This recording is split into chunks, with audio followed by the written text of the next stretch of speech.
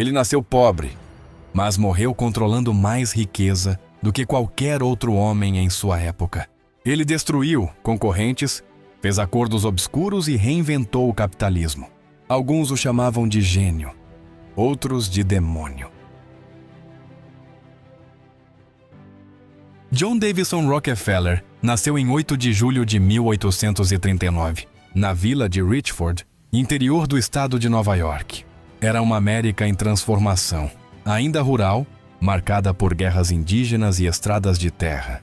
Sua família não era pobre, mas vivia à margem da instabilidade econômica, especialmente por causa de seu pai, William Rockefeller. Desde muito jovem, John foi exposto a dois mundos opostos, o da fé metodista devota de sua mãe e o da esperteza desonesta de seu pai. Seu pai era conhecido como Big Bill, um homem carismático. Porém, trapaceiro, vendia elixires fraudulentos se passando por médico itinerante, enquanto levava uma vida dupla com amantes e filhos ilegítimos. Já sua mãe, Elisa, era o pilar moral da família. Uma mulher rígida, religiosa e trabalhadora. Ela o ensinava que cada centavo deveria ser economizado e que Deus recompensava os justos. Rockefeller cresceu num lar onde aprendia tanto truques de manipulação quanto princípios cristãos. Desde cedo, John demonstrava inclinação para os negócios. Com apenas 7 anos, criava e vendia perus. Aos 13, emprestava dinheiro aos vizinhos e cobrava juros. Aos 16, conseguiu seu primeiro emprego como assistente de contador em Cleveland, Ohio. Detalhista ao extremo, registrava cada gasto e receita em cadernos meticulosos. Essa obsessão pelo controle financeiro não era apenas uma ferramenta, era parte de sua identidade. Mas havia algo ainda mais profundo. Rockefeller acreditava que sua riqueza era uma missão dada por Deus. Não era apenas ambição, era um propósito. Ele lia constantemente as Escrituras, especialmente passagens que exaltavam o trabalho duro, a paciência e a administração justa. Sua fé moldava sua ética empresarial, embora com o tempo, o chamado divino também justificasse decisões moralmente cinzentas. Rockefeller não queria apenas ser rico, ele acreditava que deveria ser. Nos anos 1860, o mundo estava à beira de uma transformação energética. A descoberta de petróleo em Titusville, Pensilvânia, causou uma verdadeira corrida do ouro negro. Mas enquanto milhares corriam para perfurar poços, John Rockefeller fez algo diferente. Ele olhou para o petróleo como um produto bruto que precisava ser refinado. Entendeu que o verdadeiro poder estava em transformar, padronizar e distribuir, não apenas extrair. Sua primeira refinaria foi fundada em 1863, em Cleveland, ao lado de seu sócio Maurice Clark. Logo, Rockefeller comprou a parte do Clark por $72.500, um valor enorme na época, e rebatizou o negócio Standard Oil. Em vez de confiar no mercado caótico, ele começou a estabelecer contratos secretos com ferrovias, obtendo enormes descontos no transporte do seu querosene, enquanto seus concorrentes pagavam preços cheios. Isso lhe deu vantagem logística letal. Rockefeller havia descoberto um tipo novo de poder, o poder invisível da eficiência estratégica. Ele também aplicava uma obsessiva atenção aos detalhes. Cada centavo era auditado. Os barris da Standard eram selados, padronizados e transportados com mínima perda. Rockefeller sabia que, ao escalar esse nível de controle, conseguiria esmagar qualquer concorrente. E foi o que fez. Ao oferecer querosene de alta qualidade por preços baixos, obrigava rivais a fechar ou vender. E quando isso acontecia, ele os absorvia sem cerimônia. Em menos de uma década, a Standard Oil controlava 90% do refino de petróleo nos Estados Unidos. Era mais do que uma empresa. Era uma entidade que parecia onipresente. Rockefeller, que evitava holofotes, governava esse império com silêncio e disciplina. Ele acreditava que o caos do capitalismo deveria ser substituído por ordem, a sua ordem. Pela primeira vez na história americana, um único homem controlava uma indústria inteira. A mente de Rockefeller funcionava como um tabuleiro de xadrez. Para ele, cada concorrente era uma peça que podia ser movida, enfraquecida ou eliminada. Ele utilizava uma rede de empresas fantasmas, sindicatos secretos e fusões silenciosas para expandir o império da Standard Oil, sem chamar a atenção pública. O método era conhecido como Trust, uma estrutura jurídica que reunia diversas empresas, sob controle de um único conselho, comandado por ele. Essa técnica permitiu que Rockefeller criasse um monopólio sem parecer um. Mas Rockefeller não apenas comprava empresas, ele as quebrava.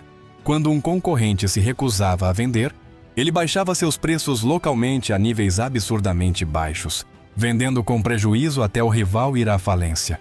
Depois comprava os ativos por centavos e subia os preços novamente.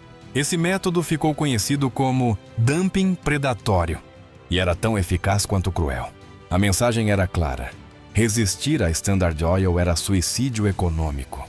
A imprensa começou a perceber o poder descomunal de Rockefeller. Jornais publicavam charges, mostrando-o como um polvo com tentáculos envolvendo ferrovias, bancos, políticos e até a Suprema Corte. Mas ele mantinha silêncio. Não dava entrevistas. Não aparecia em público. Sua ausência o tornava ainda mais temido. Era como se fosse uma força invisível, movendo a economia americana. O homem que sussurrava nas engrenagens do capitalismo. Em 1882, a Standard Oil foi formalmente transformada em um trust legal com sede em Nova Jersey, um passo que consolidou sua onipresença. Ao criar subsidiárias como a Standard Oil of New York ou Standard Oil of Indiana, Rockefeller fragmentava o império sem perder o controle. Ele era, de fato, o primeiro a jogar o jogo do capitalismo global com regras que ele mesmo escreveu. Enquanto outros tentavam sobreviver ao caos do mercado, Rockefeller o moldava com mãos invisíveis. À medida que a Standard Oil crescia, o desconforto público também aumentava. Pequenos empresários arruinados, cidadãos comuns e jornalistas começaram a questionar o poder, concentrado nas mãos de um só homem. Um dos maiores golpes veio em 1904, quando a jornalista Ida Tarbell publicou a série The History of the Standard Oil Company. Filha de um concorrente destruído por Rockefeller, ela mergulhou em arquivos, entrevistou vítimas do Trust e revelou uma teia de corrupção, chantagens e táticas brutais. A investigação de Tarbell causou comoção nacional. Pela primeira vez, o público via Rockefeller não como um herói do progresso, mas como um tirano econômico. Sua imagem pública se deteriorou rapidamente. Charges o mostravam como um velho frio, manipulador e sedento por controle. Tentando reverter sua reputação, Rockefeller iniciou campanhas de filantropia, mas o dano estava feito.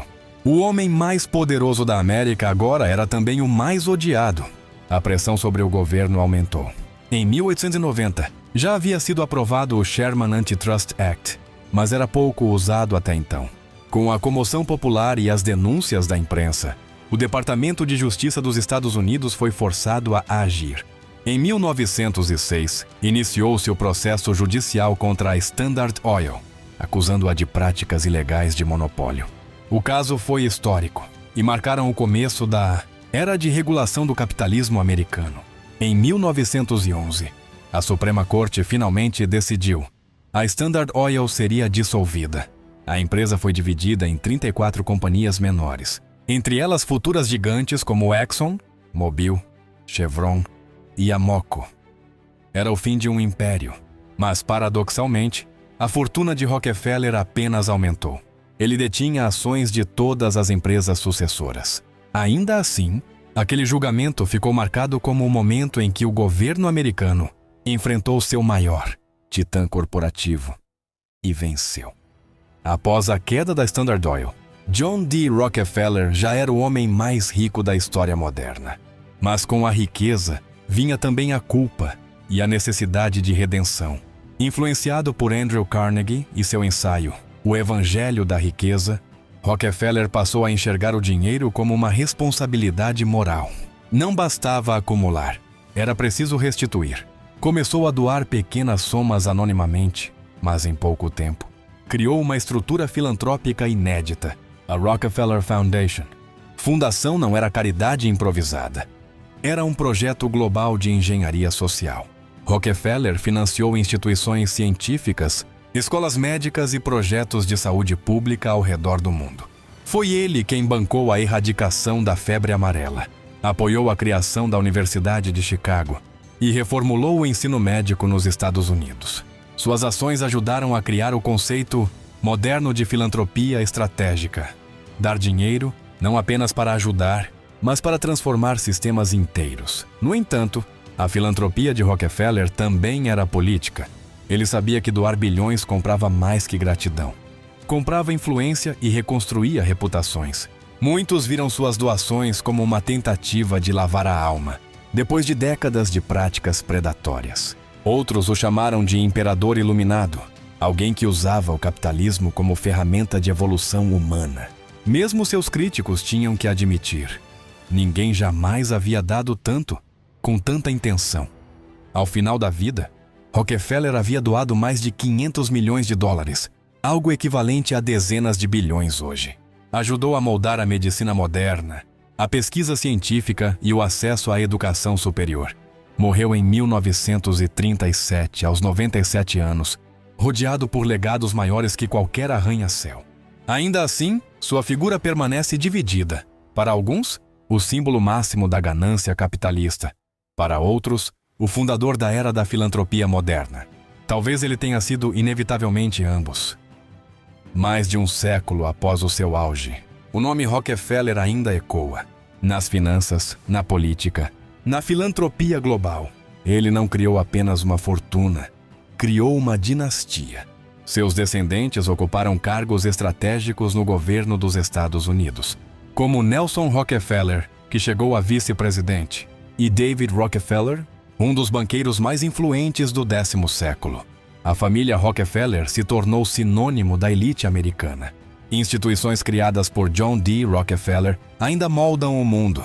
A Rockefeller Foundation financia pesquisas globais em saúde e clima. A Universidade de Chicago continua entre as mais prestigiadas do planeta. E até no Brasil, suas fundações influenciaram campanhas de saúde pública e educação. Sua visão de um capitalismo disciplinado e orientado à ciência ainda influencia a elite corporativa mundial. Mas o legado Rockefeller também desperta críticas e teorias. Muitos os apontam como arquitetos de uma nova ordem mundial, com presença em grupos como a Comissão Trilateral, o Conselho de Relações Exteriores e o Grupo Bilderberg. Para esses críticos, sua influência representa um capitalismo centralizador, onde decisões são tomadas por poucos, longe do olhar público. E o poder que Rockefeller ajudou a concentrar nunca foi totalmente desfeito. No fim, John D. Rockefeller não foi apenas o primeiro bilionário da história. Ele foi um arquiteto de sistemas corporativos, sociais, um homem que controlou uma indústria inteira. Foi odiado por isso. E depois, usou sua fortuna para salvar milhões de vidas. Sua história não é sobre bondade ou maldade. É sobre poder, em sua forma mais pura, silencioso, absoluto e imortal. Toda grande empresa começou com uma ideia. E toda ideia tem uma história. Aqui nós contamos essas histórias, com detalhes, com profundidade e com verdade.